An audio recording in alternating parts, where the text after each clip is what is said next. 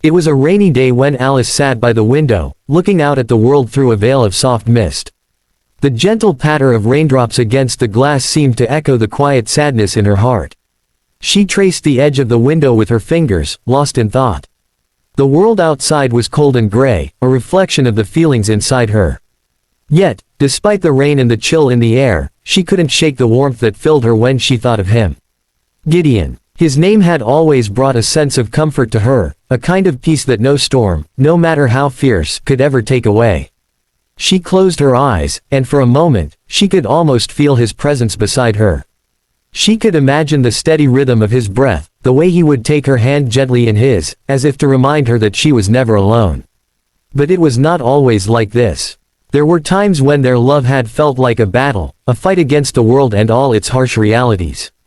The memories of those struggles swirled in her mind, memories of pain, of loss, and of the sacrifices they had made for each other. Alice remembered the first time she met Gideon. It had been at a small coffee shop, one of those places where time seemed to slow down, where people sat quietly with their thoughts and a cup of warmth in their hands.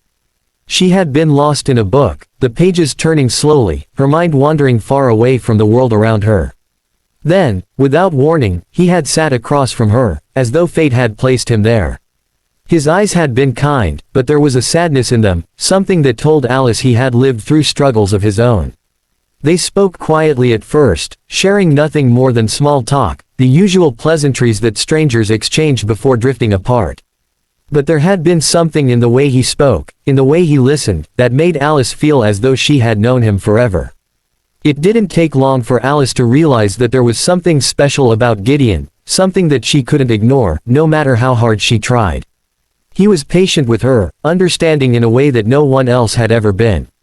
And he loved her, fiercely and completely, even when she doubted herself. But love, as they both soon learned, was not without its pains. There were sacrifices, moments where they had to choose each other over everything else. They had weathered storms together, both literal and metaphorical. They had shared laughter and tears, moments of joy and heartache. But through it all, their love had been their anchor, the one thing that kept them grounded in a world that often felt too big and too cold.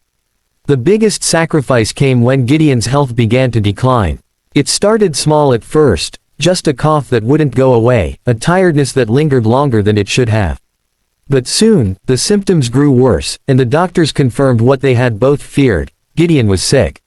Very sick. Alice was devastated. The thought of losing him, of being left alone in a world without the person she loved, was unbearable.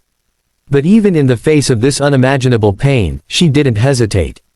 She stayed by his side, every moment of every day, offering him comfort, holding his hand, whispering words of love and encouragement. She remembered the nights when he could barely sleep, his body racked with pain. He would hold her close, as if trying to find solace in the embrace of her arms. And every time, she would whisper to him, forever and always, Gideon. No matter what happens, I'll be here. There were days when he seemed to be getting better, when the doctors would smile and say that there was hope.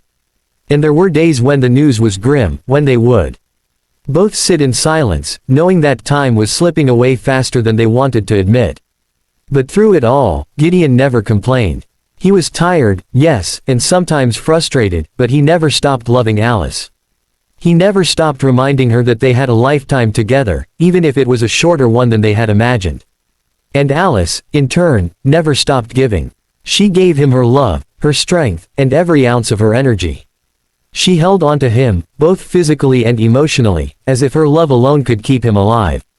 And perhaps it did, in some way. Perhaps the power of her embrace, the warmth of her devotion, was the one thing that kept him going, even when everything else seemed to be falling apart. But the truth was, there was only so much that love could do. Time, in the end, was something neither of them could control. The day came when Gideon's condition worsened. The doctors had done all they could, but there was nothing more to be done. Alice held his hand as they sat together in the quiet room, the soft beeping of the machines the only sound that filled the space between them.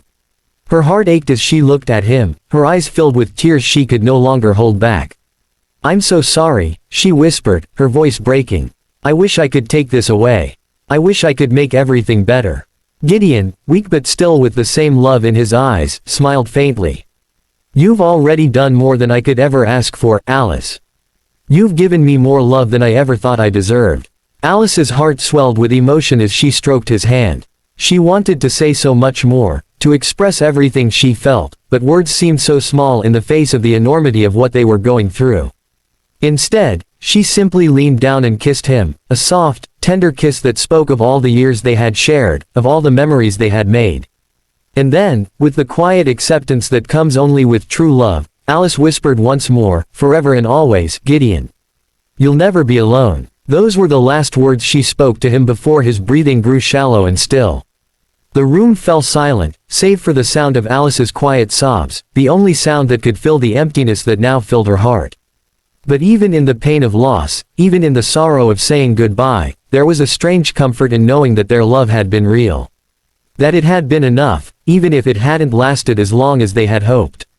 Years passed, and Alice found herself sitting by the window again, watching the rain fall in gentle rhythms, much like it had on that day long ago. The world outside was still cold, still gray, but there was a warmth inside her now, a warmth that came from knowing that she had loved truly and deeply. She often thought of Gideon, of their time together, of the sacrifices they had made, and of the power of their embrace. Even in his final days, when he had been frail and weak, she had held him close. She had been his strength when he could not stand on his own. And in return, he had given her a love that would last forever, even beyond the boundaries of life. Alice closed her eyes, and for a moment, she could almost feel him beside her once more. His hand in hers, his breath steady and calm, his love enveloping her like a warm blanket. And as the tears slid down her face, she whispered, "Forever and always, Gideon." And in that moment, she knew he was still with her. Always.